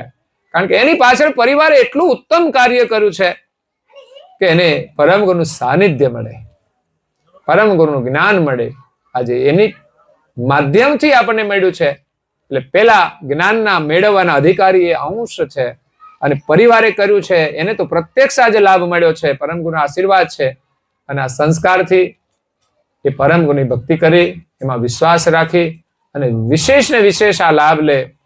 પછી તો આ લાભ તો મેં કહ્યું ને કે પડોશમાં હોય તોય આપણે લઈ લેવાનો, નજીકમાં મળતો હોય તો લઈ લેવાનો, અને મીડિયાના માધ્યમથી મળે તોય લઈ લેવાનો. બસ જે પ્રકારે મળે એ રીતે લાભ લેતા રહીએ, જેટલો સમય મળે એટલો લાભ લેતા રહીએ. હું તો કહું, સરળમાં સરળ એક કામ તમારે કરવાનું છે. પરિવારના સભ્યોથી માંડીને બધા આવેલા છે. પરમ ગુરુની દીક્ષા ન લીધી હોય ને તો એક તો આપણી દીક્ષા વિધિ હોવી જોઈએ, આપણી એક નિષ્ઠા હોવી જોઈએ પરંપરાગત. આપણે પરમ ગુરુની દીક્ષા લઈને એનો મંત્ર ગ્રહણ કરીએ, અને મંત્ર આપણને મળી જાય ને એ આપણા માટે ગૌરવ છે. પછી થોડો પ્રયાસ કરો, 5 જપ 11 જપ કરવાનો, અને કૈવલ મંત્ર છે લખવાનો પ્રયાસ કરો. હમણાં તો આપણે એક અભિયાન ચલાવ્યું છે એક મંદિર નિર્માણનું, તો અવશ્ય તમે બધા 5-7 મિનિટ લખી અને 120 મંત્ર લખજો પુસ્તિકા લઈને. તો એ મંત્ર જપનું સ્મરણ થશે. એમ અમર મંત્રનું પણ સ્મરણ નિયમથી કરો કે 2 મિનિટ 1 મિનિટ 5 મિનિટ જેટલું થઈ શકે એટલા મંત્ર જપ કરો. તો ગુરુ મંત્ર છે ને એ જ આપણને ભવસાગર પાર કરશે. મંત્રની અંદર અદ્ભુત શક્તિ છે. તમે જેટલા જપ કરો ને ધીમે ધીમે એની ચેતના તમારી અંદર આવી જશે. બાળકની અંદર જેમ આપણી વાણીની ચેતના આવે છે ને એમ આપણામાં પણ પરમ ગુરુની ચેતના આવશે. પણ વિશ્વાસ રાખો અને નિયમ પાડો. મહેનત કરવી પડશે. એમને બેઠા બેઠા તો કશું મળતું નથી. અને એ પછી દીક્ષા લીધી છે એટલે એક કામ બીજું કરવાનું, પરમ ગુરુનું પૂજન કરીને કપાળમાં તિલક કરવાનું, કંકુ અને ચંદનથી પૂર્ણ તિલક. એ આપણને કૈવલધામમાં લઈ જશે. આજે મેં જે કરી આપ્યું છે એ એક આજના પ્રસંગના આશીર્વાદ છે. પરમ ગુરુના ઉપાસક તરીકે આપણા કપાળમાં આ તિલક હોવું જોઈએ. અને એ સિવાય અન્ય ઉપાસક છે એ આજે આવ્યા છે તો એને પણ પરમ ગુરુના આશીર્વાદ, એ જે કંઈ કરતા હોય એમાં એ કાર્યની અંદર પરમ ગુરુના આશીર્વાદ એને પ્રાપ્ત થાય એવું આજે એને પ્રસાદ મળ્યો છે. સત્સંગનો પ્રસાદ મળ્યો છે અને તિલક એનો પણ એક પ્રસાદ છે. તે તિલક એક સંસ્કાર છે, અવશ્ય આપણે ધારણ કરવું જોઈએ. એ આપણી નિષ્ઠા છે. તો પરમ ગુરુમાં આપણી નિષ્ઠા રહે હંમેશા, એના માટે આ પ્રતીક ધારણ કરવાનું અને નિયમથી મંત્ર જપ કરવાનો. થોડી પ્રાર્થના, આખી ઉપાસના ન કરો તો 15 મિનિટ તો પ્રાર્થના કરી શકો. એક આરતી તો કમસે કમ, એવું ને ખાલી દીવા કરવાથી અજવાળું આપણી અંદર નહીં થાય, બહાર તો થશે. દીવા એક સાધના છે, એક ઉપચાર છે. એના માધ્યમથી આપણે આરતી શીખવી જોઈએ. ના આવડે તો મેં કહ્યું ને, મીડિયા છે, માધ્યમ છે, એને ચાલુ કરો અને તમે આરતી કરો. પછી યંત્રવત ન કરો કે એ કાયમને માટે એ જ બોલતું રહે ને આપણે આમ ખાલી ફેરવા જ કરીએ આરતી. આપણે પણ બોલતા શીખવાનું. એક કડી એક દિવસમાં આવડે, મહિનામાં એક કડી આવડે તો 12 મહિનામાં 12 કડી આવડી જાય. સંધ્યા ઉપાસનાની અંદર 13 કડી છે. 13 કડી, એક વધારાનો મહિનો આવે ને પાછો, આ વર્ષે જ છે. 13 કડી 13 મહિનામાં તો આવડી જાય, 13 દિવસમાં આવડી જાય, 13 અઠવાડિયામાં આવડી જાય. તો પ્રયાસ કરો, સ્મરણ કરવાનો, આરતી કરો, વંદના કરો. જય વિધિ, એક નાનકડી જય વિધિ ના આવડે આપણને, રોજ આપણે જોઈને બોલીએ, જોઈને બોલતા બોલતા તો પછી કંઠસ્થ થઈ જશે. તો આટલું તો આપણા ઘરમાં બધાને આવડવું જોઈએ. અઠવાડિયામાં એકવાર પરિવાર સાથે પ્રાર્થના કરો. પહેલા થોડી કરજો, સમય હોય તો વધારે કરો. વરસાદ આવતો હોય ને કઈ કામ ના હોય ને બેઠા હોય તો શું કરવાનું? આ લાભ લેવાનો. બહુ તાપ હોય ને બહાર જવાનું ના હોય, કશું કામ ના હોય તો આ જ કરવાનું. તબિયત સારી ના હોય તો પણ આપણે બોલી ના શકીએ તો પેલું વગાડીને પણ આપણે સ્મરણ કરવાનું. તો આટલું એક નાનું કામ છે. પરમ ગુરુના શરણમાં રહીને આપણે પરિવાર સાથે બધું કરીએ કે જેથી આપણો પરિવાર સુખી થાય, પરિવારને પરમ ગુરુના આશીર્વાદ મળે કે જેથી આ એક જન્મ નહીં, જન્મ જન્મ સુધી સુખી થાય. તો આ સાથે સદગત આત્માની પાવન સ્મૃતિમાં કેવું બેન કહ્યું ના, સોમી બેન, સદગત આત્માને પરમ શાંતિ મળે, પરમ ગુરુના આશીર્વાદથી એને પુનઃ માનવ જીવન મળે, પરમ ગુરુનું શરણ મળે અને પરમ ગુરુની ભક્તિ મળે એવી પરમ ગુરુના શરણમાં પ્રાર્થના. અને આજે પરિવારે આવું મહાન ભગીરથ કાર્ય કર્યું છે ત્યારે પરમ ગુરુની કૃપા નિરંતર પરિવાર ઉપર વરસતી રહે અને પરિવાર એમની ભક્તિ કરી અને સુખી થાય, સંસ્કાર સંપન્ન બને અને આર્થિક ક્ષેત્રે પણ પ્રગતિ કરે. કારણ કે અહીંયા પરિવારો બધા સામાન્ય પરિસ્થિતિ વાળા છે એટલે આર્થિક વિકાસ પણ જરૂરી છે. પણ જેટલો થાય એટલો આપણે મહેનત કરતા રહીએ અને પરમ ગુરુની કૃપાથી, એમના સંસ્કારથી જ આપણે સુખી રહેવાના છે. તો એ કૃપા પરમ ગુરુની આપણા સૌ પરિવારો પર વરસતી રહે અને આપણી નવી પેઢીને જે બાળકો છે ને બધા ભજની પ્રેમી બને, સંસ્કાર પ્રેમી બને. આ ભજનો છે ને બાળકોને સંસ્કાર આપવાનું કામ કરે છે કે એને આજે ભજનમાં રુચિ થશે ને, સાંભળ્યા છે તો એને સંસ્કાર મળી જશે. તો બધાને પરમ ગુરુના ખૂબ આશીર્વાદ સાથે અહીંયા મારી વાણીને વિરામ આપું છું. અસ્તુ સત કેવલ સાહે. आद्य सकल सहज गणेश कैवल करता की जय, श्री कृष्ण स्वामी महाराज की जय, परम गुरु श्रीमद करुणा सागर महाराज की जय, परम पूज्य श्री नानदास जी महाराज की जय, सब कुबेराचार्य महाराज की जय, गुरु श्री हरिदास महाराज की, श्री धर्मप्रियदास महाराज की, श्री सब संतन की, श्री सब देवन की, श्री सब ज्ञान संप्रदाय की, गुरु गादी सारसापुरी की, जय, श्री कैवल धाम की. कथा सत्संग पूर्णावती का सत केवल साहेब. 3 વાર પગે લાગવાનું છે, માથું નમાવી ખોળામાં ખુલ્લા હાથ રાખી સત કેવલ સાહેબ કહીને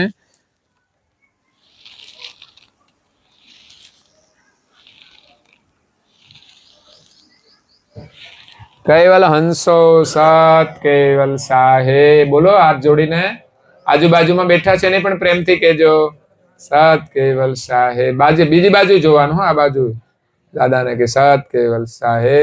આમ તો પ્રેક્ટિકલ.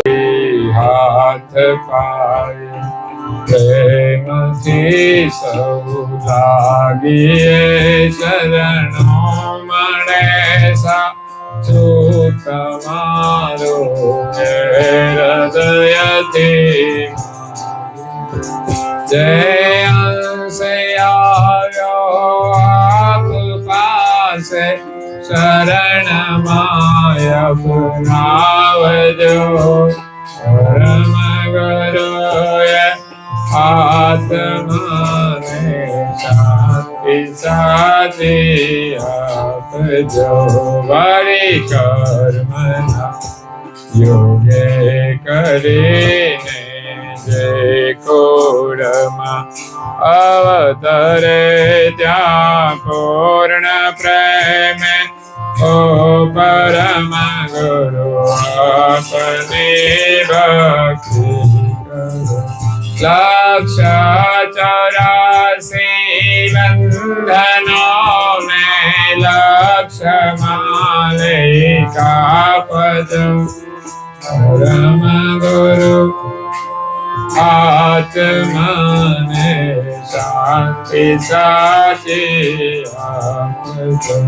સુખ સંપત્તિ સુવિચાર ને સત્ય કર્મનો દૈવારિસો જન્મો જન્મ સત્સંગથી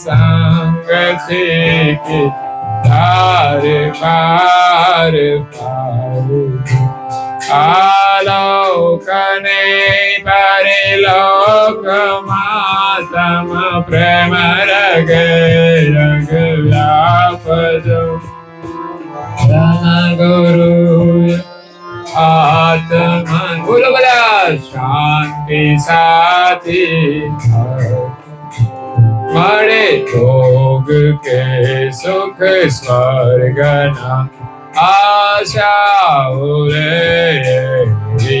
નથી. જો દેહ દુર્લભ માનવીનો ભજન કરવા ભાવ સાચું બતાવી રૂપ શ્રી કૈવલ હૃદય આપજો. પરમ ગુરુએ આત્મન બોલો શાંતિ સાચી આપજો. બોલો પરમ ગુરુએ આત્માને શાંતિ સાચી આપજો. પરમ ગુરુએ આત્માને શાંતિ સાચી આપજો.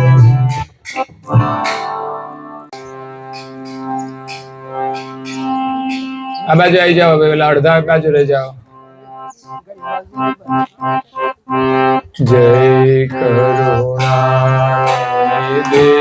પ્રભુ જય કરુણાનિધિ. આરતી આરત પૂર્વક સુરતા કરેલી પ્રભુ જય. બતાવો.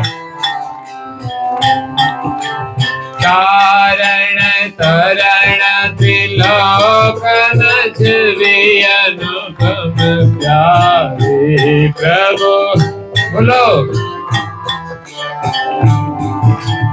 અનેક જનોની અરજી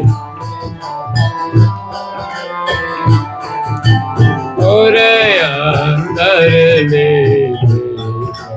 જય કરુણાનિધિ. અખંડ અનાદિ વદની જણ સહિત પ્રભુ. સંશય સગયા નિવારી વૃત્તિ की प्रभु जय करुणानिधि शरण शरण नो महिमा मंगलकारी प्रभु मंदमते नो मानव ओले के कई विधि प्रभु जय पहली बाजू करुणा सागर नाम तुम्हारू अविचल पदवासी प्रभु अविचल पदवासी शरणागत ने सानमा सीढ़ी बतावी सीधी प्रभु जय करुणानिधि प्रभु जय करुणानिधि प्रभु जय करुणानिधि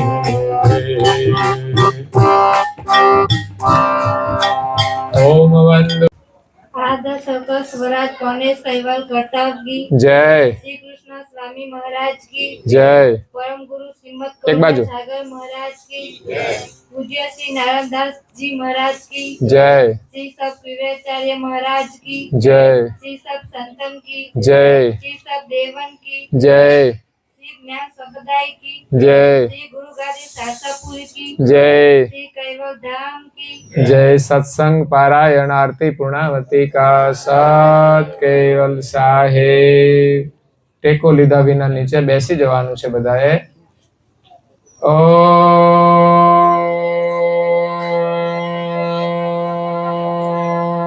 નમઃ શ્રીમદ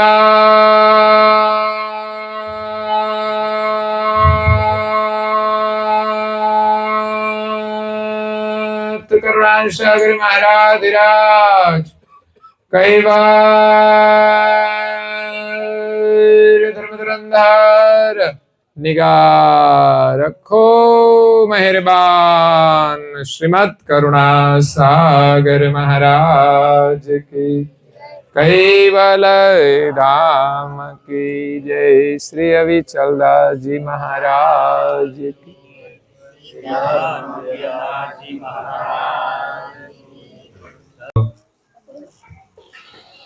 आद्य सकल सर्वराज गणेश कैवल कर्ता की जय श्री कृष्ण स्वामी महाराज की जय परम गुरु श्रीमद करुणा सागर महाराज की जय श्री नारायण दास जी महाराज की जय श्री सब कुएचार्य महाराज की जय श्री शीतल दास जी महाराज की जय श्री अजय दास जी महाराज की जय श्री धर्मप्रिय दास जी महाराज की श्री सब संतन की जय श्री सब देवन की जय ज्ञान संप्रदाय की जय कायम पंथ की जय गगन मठी की जय निर्गुण धुनी की जय मुक्त द्वार की जय श्री ब्रह्म चित्र की जय श्री सत्यानंद शाखा की जय अचंत अखाड़ा की जय अविगत गादी की जय श्री बाल तिलक की जय रसोई कराए उनका बाल गोपाल की जय उनके माता पिता पिता की जय गुरु गादी सरसापुर उनके गुरु गोविंद की जय श्री कैवल धाम की जय दादा दादा भोगता भोगता की जय बोलनार हरि गुरु महाराज की परम गुरु श्रीमद करुणा सागर महाराज की जय भोजन था पूर्णावती का सत केवल साहेब सत केवल साहेब પગે લાગવાનું છે 3 વાર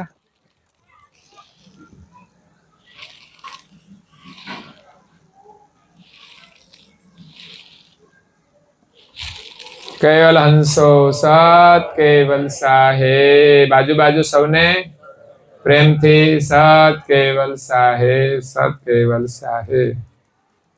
જે અત્યારે ડોકી ના ફેરવે ને એને પછી હજડ થઈ જાય.